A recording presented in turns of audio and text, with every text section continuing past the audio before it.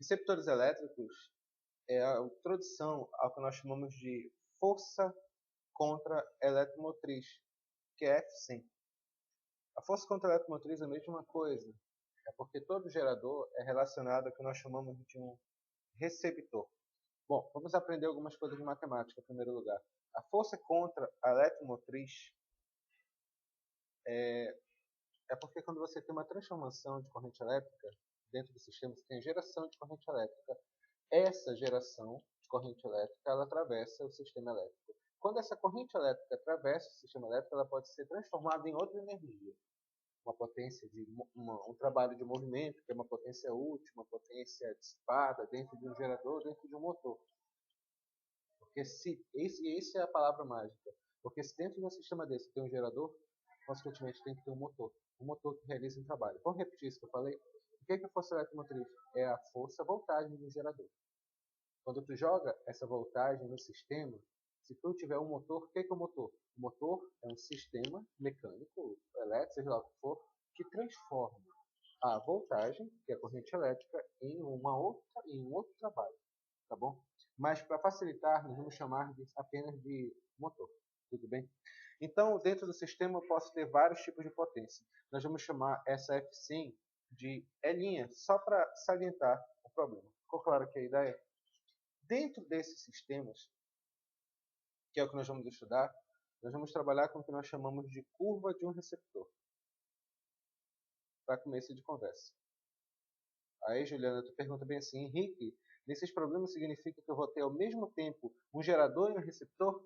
A princípio ainda não vai complicar tanto assim. Mas nos problemas você tem que entender que sempre a gente vai ter um gerador e sempre vai ter um receptor, que é o nosso motor. Tudo bem? Lembra como é que é a curva de um gerador? É um eixo de voltagem pela intensidade de corrente elétrica e que você vai ter uma reta decrescente. Concorda comigo? Quando... Tu lembras como é que é a curva de um gerador? Ao contrário, bora lá. A curva de um gerador é desse jeito. Você tem a voltagem, que é a tensão que é dada em volts, pela intensidade de corrente elétrica, que é dada em ampere. E essa intensidade de corrente elétrica, ela cai aqui dentro do sistema. Tudo bem? Voltando aqui que nós falamos, não, primeiro aqui com o Eduardo, tá? Material de química. Lembra o que é esse daqui? Isso aqui é FEM, isso aqui é o ICC, ou seja, não tem nenhuma curva aqui, na verdade.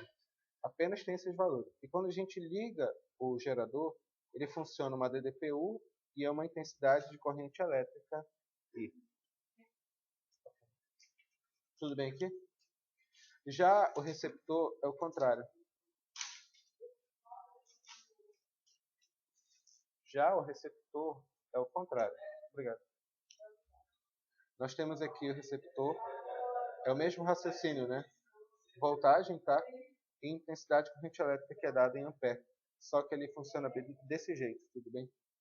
O receptor, ele recebe, ele tem uma potência inicial, né? Uma voltagem inicial, e quando tu liga o troço, ele funciona numa voltagem mais alta. A Henrique, tu fala bem assim, intensidade de corrente elétrica. A Henrique significa então que é diferente do que a gente tinha estudado anteriormente. É, cara. É ao contrário, como diz o caboclo. Tudo bem? Essa é a relação e essa é a ideia. Preparado para a parte legal? Quando você monta o cálculo aqui, você tem uma propriedade que você pode tirar desse gráfico. A partir desse ponto inicial, dessa F100, a gente vai chamar agora F100, que é a voltagem inicial de um receptor, motor, você tem um determinado trabalho. Olá? Isso aqui, minha querida amiga, é a potência útil do nosso receptor. Ficou claro que a ideia é sim ou não? Beleza. Então é isso, essa é a primeira parte. Continuando aqui a ideia. Com respeito às fórmulas, tu lembra de todas elas, que U igual a R vezes I. Potência é igual potência potência relacionada à voltagem que passa pelo sistema, PUI, né? Potência dissipada, potência do resistor, né? PR multiplicado por I ao quadrado, ou seja, não muda nada do que nós estávamos estudando anteriormente. A diferença é que nós vamos trabalhar com força contra eletromotor. com a força contra eletromotriz, que é a voltagem de receptor. Só isso. Vamos continuar aqui. Você lembra, Juliana, que a fórmula de um gerador era U igual a Φ menos resistência interna multiplicado pela intensidade de corrente elétrica que atravessa o sistema. E o receptor, raciocínio análogo, tudo bem? Que é U igual a F100 agora, né? Mais resistência interna multiplicado pela intensidade de corrente elétrica. Isso aqui, pelo menos a princípio, é a equação básica que a gente vai trabalhar, tá ok? Bora fazer um exercício bem simples. Só para salientar, é a P252. Só vou colocar aqui. Ele dá um gráfico aqui bem simples. Deixa eu só anotar esse gráfico. Continuando aqui, ele fala o seguinte. A P252 da página 228 do livro, ele fala bem assim. A tensão elétrica nos terminais de receptor varia com a intensidade da corrente elétrica de acordo com o gráfico ao lado. Determina a letra A F100 e a resistência interna do receptor, letra A, bora escrever, né? Ele quer F100, que é o E', e a resistência interna do receptor. Na letra B, ele quer saber quanto que é a energia elétrica que o receptor consome em 2 horas, quando está numa tensão de 36 volts, e dê resposta em kWh. Isso que é bem simples. Aqui ele quer saber quanto que é o consumo do motor, que é o nosso receptorzinho aí. Em primeiro lugar, é lógico que isso aqui vai cair no sistema de equações. Só um minuto. Quando você faz esse cálculo aqui, Juliana, é bem simples. Tu tem 2 pontos. Tu tem 2 pontos da ponto A ao ponto B, faz sistema de equações. Sempre trabalha com o maldito sistema de equações. Na fórmula, vai ficar como isso daqui? Vai ficar o quê?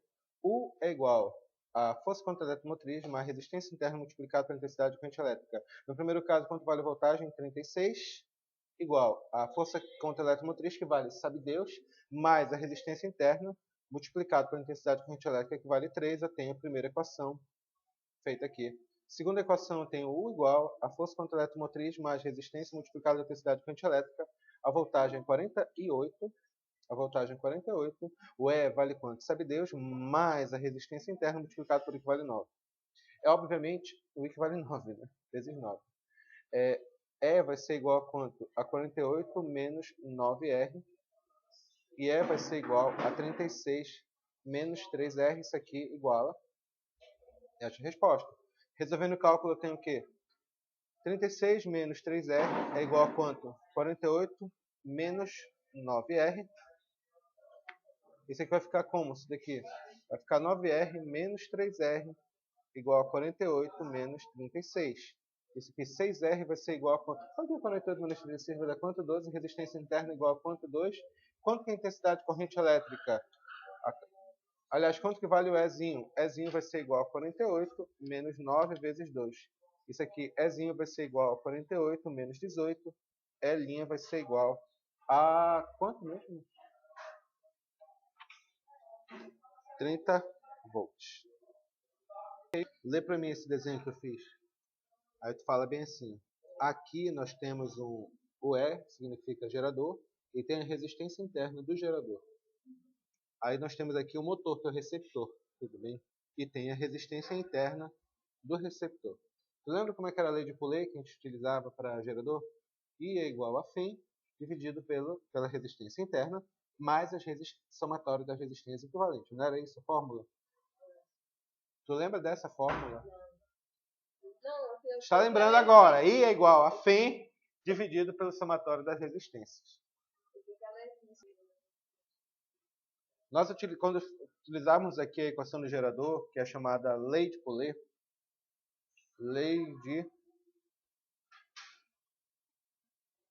é assim que se escreve? Lei de Poulet. Nós dizemos que I é igual a Φ dividido pela resistência interna mais o somatório da resistência equivalente. É bem simples mesmo. Isso aqui a gente utilizava apenas porque nós chamamos de gerador, apenas um gerador. Agora nós temos duas coisas, nós temos tanto gerador quanto receptor. Então vai ficar como? Vai ser Φ menos F100, força contra eletromotriz, dividido, agora é o somatório de todas as resistências. Resistência interna do gerador, mais a resistência interna do receptor, mais as outras resistências equivalentes que existem no sistema. Ou seja, o que mudou em termos práticos? Nada. Ficou claro que a ideia é sim ou não? Beleza. Vamos lá, trabalhar aqui a parada. Exemplo número 1.